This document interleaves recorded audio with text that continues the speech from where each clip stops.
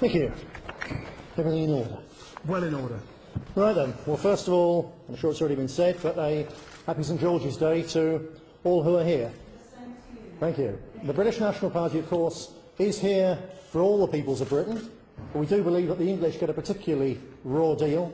We're the only people whose name is not allowed on the census sheet for a start, and we'll put that right. We're here for the English, we are here for all the British, the Scots, the Welsh and the Irish, and we're also, of course, here for the decent, settled minorities who paid into our society, who helped to build our society, who accept that Britain should remain British, and we're here for them, and especially for those of them who will help us keep this country the way it should be. This manifesto is being launched right now on our website, which is bnp.org.uk. It will have a huge readership, I'm quite sure. It's a very weighty 90 pages, including the conclusion and the introduction. It's a serious piece of political kit, this, and I'm really very pleased with it. I can say that because actually I've had very little to do with it. But the people who've worked on it have done a very good job. The media are fixated on immigration, and it's worth noting that if you look in the contents, it's not that much about immigration. We cover other things. I'll look at the figures in a second. But it's important to note that in terms of immigration, there's nothing new in this document. The media needn't go scurrying away and looking for new things that we have to say about immigration, because while the other parties have now decided to talk about it because of the British National Party threat, we're just doing what we've always done, which is to say that Britain is full, it's the most overcrowded country in Europe, it's time to shut the doors, to persuade to get to leave all the illegals, the bogus asylum seekers, the foreign criminals, and for the people who are legally here, legitimately here, paying into our society, we have no issue with them whatsoever. They would have all the rights that everybody else has in this British society. The only thing new at all in terms of immigration is one addition, which is that we will review all citizenship grants since 1997, when the Labour Party started what is now acknowledged as a deliberate policy of changing the very nature of this country. We will review all of those citizenship grants to ensure that the people who have earned British citizenship have precisely that. They've earned it. British citizenship is not a bauble to be given to people who just happen to come here in the hope that they'll vote Labour. It's something which only should be earned as an honour and a privilege and given under those circumstances. But other than that, there's nothing new. There's a wholly different emphasis in this manifesto. First of all, the very first main section is about defence. That, in a way, isn't particularly the issue of the day for many people until you say the word Afghanistan.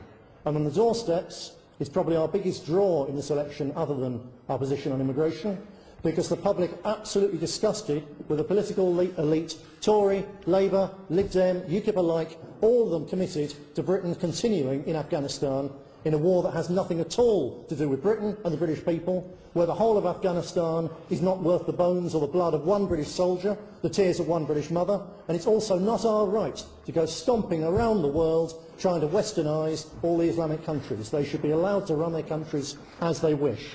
There's a huge difference between this party and the others, and we've reflected that by putting it at the very beginning of the manifesto. We also, incidentally, note, and I don't think anyone else has mentioned this, there is, behind the scenes, building up and being built up quite deliberately a future war against Iran on behalf of American interests, oil interests and so on, and we specify not only would we bring our boys and girls back from Afghanistan, we will also resolutely refuse and will absolutely oppose any attempt to involve British troops in a war in or against Iran. Beyond that, the overall theme, as is reflected by the cover really, with two cranes overlooking Westminster and Big Ben, is this is about rebuilding Britain. The main thrust of this manifesto is about the economy. The immigration section is 8 pages long. The section on the economy is 16 pages long.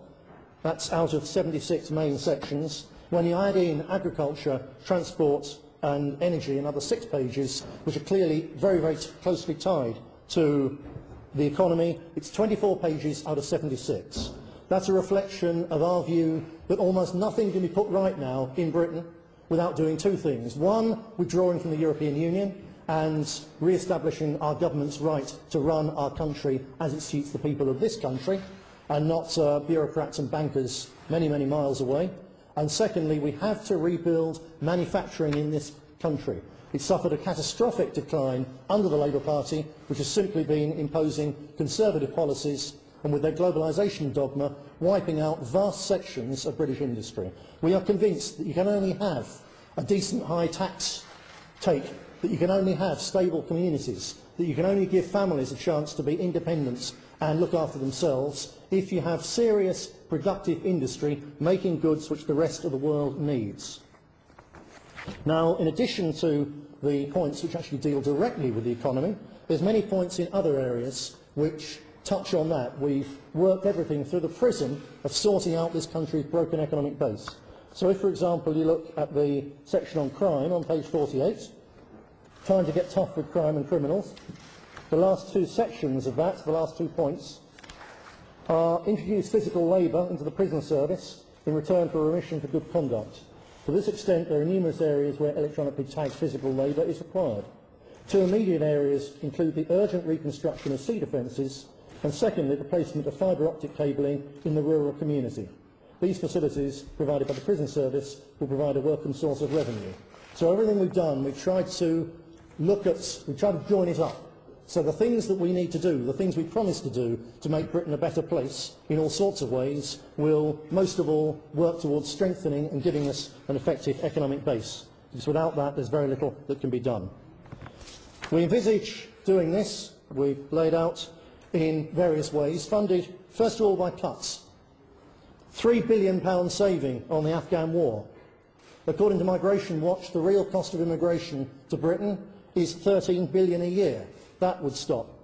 £18 billion in the hidden climate change levy on ordinary consumers' electricity bills. That would stop. £9 billion on foreign aid. That will be diverted from going into the bank accounts of third world dictators into actually doing useful things for this country and for countries overseas. £15 billion is the estimated direct cost of our membership of the European Union. Half a billion on ID cards. That makes a total of £58.5 billion, plus the savings on the bureaucrats, the quongos. As an example, we're committed in here to abolishing the utterly useless Regional Development Agency, which costs £2.3 billion a year. There's many other fields which we would also be cutting the bureaucracy and the quongos. The Tories believe they can save £10 million that way. The Lib Dems believe they can save £15 billion that way. Because we would also be cutting the politically correct quongos, we believe we can save £30 billion. This gives us a pot to do things with of £85 billion worth of savings, as opposed to the Tories' £10 billion, without cutting any frontline services which actually need to be there. Additionally, we fund it with what is now established through what's been done with quantitative easing. That has finally confirms that our analysis of the banking system, the nationalist analysis, which is fundamentally wrong, fundamentally corrupt, because it's been creating wealth, money out of nothing, credit out of nothing, and then charging us for the benefit of having our own money supply. That doesn't have to be.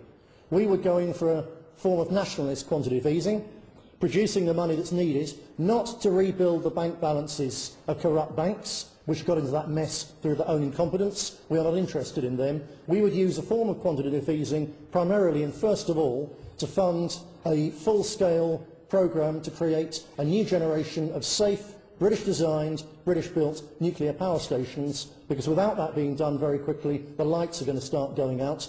And a safe, really effective nuclear industry is one of the examples of what this country could and should do with our skills base, with our inventiveness, with our industrial reputation and record. We could do that and create products which we wanted around the world. That's the kind of way in which Britain can pay her way in the world.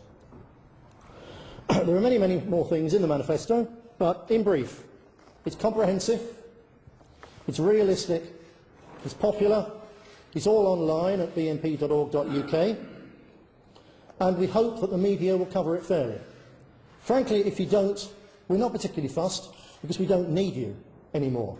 Our website is more popular than all the other parties of Britain put together. We get a huge hit rate of serious people coming to see what we say directly instead of viewing it through the murky lenses imposed by the National Union of Journalists. So we ask for fair treatment. We don't expect kid gloves. We ask for fair treatment, but if you don't give it to us, we really don't mind. Our website is more popular than all the other parties. We don't need the media now. We can speak direct to the British people, and we speak for the British people. Thank you.